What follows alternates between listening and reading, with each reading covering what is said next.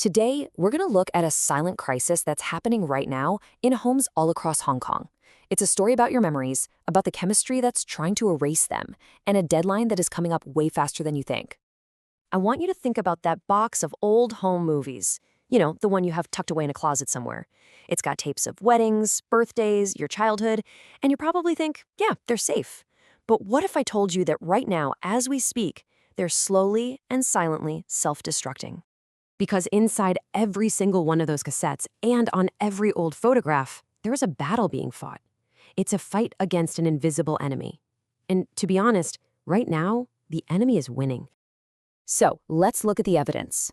What's happening to these memories isn't some problem for the future.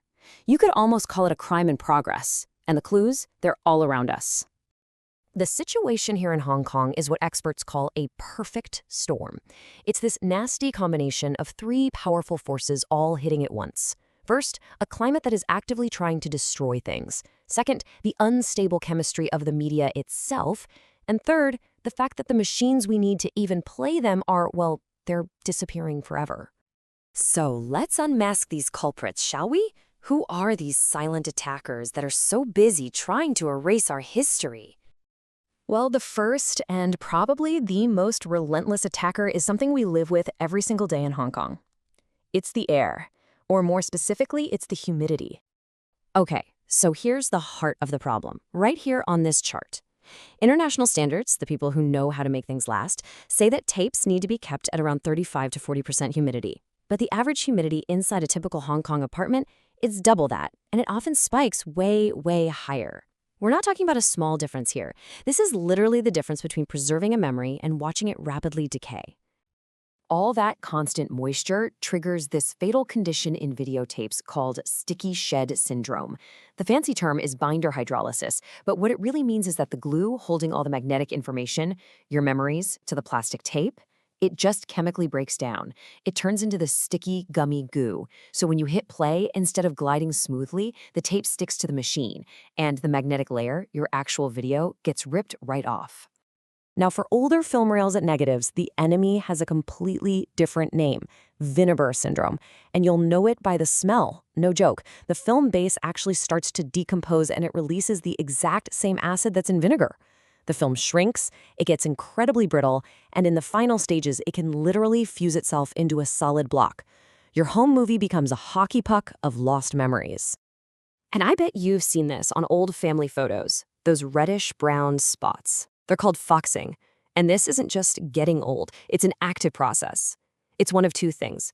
Either it's microscopic fungi literally eating the paper for lunch, or it's tiny iron particles that were in the paper when it was made, and now they're rusting from the inside out, all thanks to that constant humidity.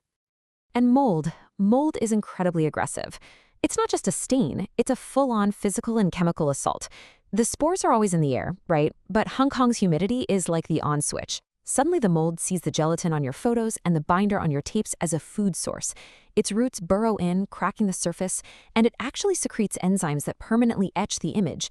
Worst case, it grows between the layers of a videotape, gluing the entire spool into a solid mass that will snap the second you try to rewind it. So the media is literally self-destructing, but that's only half the crisis. The other half is that the lifeboats, the machines we need to save the memories, well, they're sinking. We are on a ticking clock. And you can see just how fast this has happened. I mean, in the 2000s, VCRs were everywhere. But in 2016, the very last factory on Earth that made them shut down. Production stopped. Today, finding a working machine is tough, and the only way to fix them is by scavenging parts from other broken VCRs. This all leads to 2025, a date set by UNESCO as the functional deadline. They're warning us that after this point, finding the hardware and the know-how to save these tapes is going to become critically difficult and very, very expensive. So here's the most important number: 0. That is the number of factories left in the entire world making new video heads. The single most critical part for playing a VHS tape. Every single working VCR head on this planet is now part of a finite, shrinking supply. When they're gone, they're gone. And this is what that crisis looks like, right here in Hong Kong.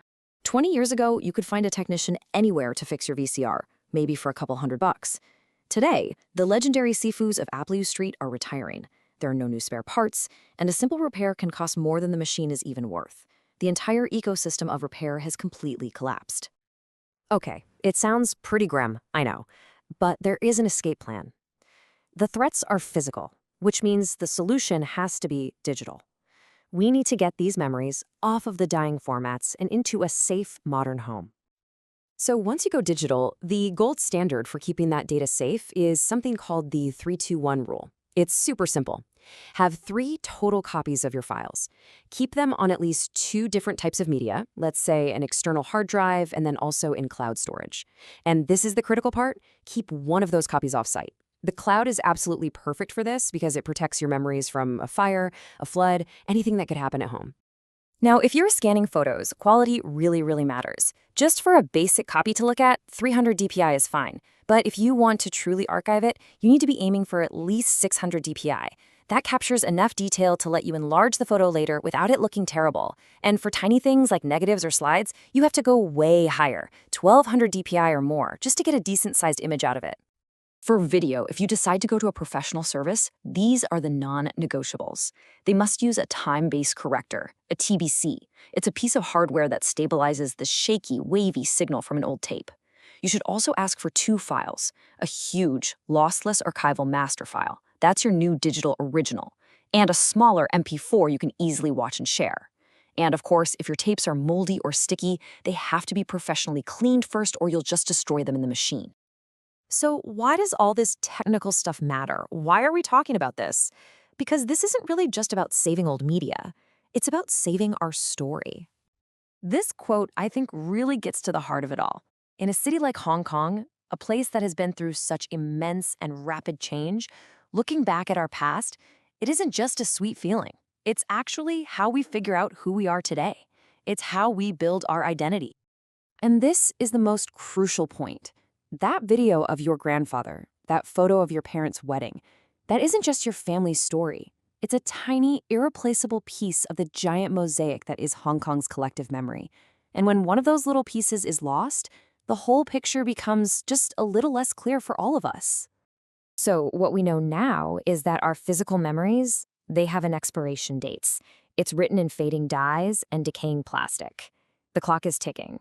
The question is no longer if they'll disappear, but when. So I really want you to take a look in that old box. Find those tapes. Because the only question left to ask is, what are you going to do before it's too late? Thanks for joining me.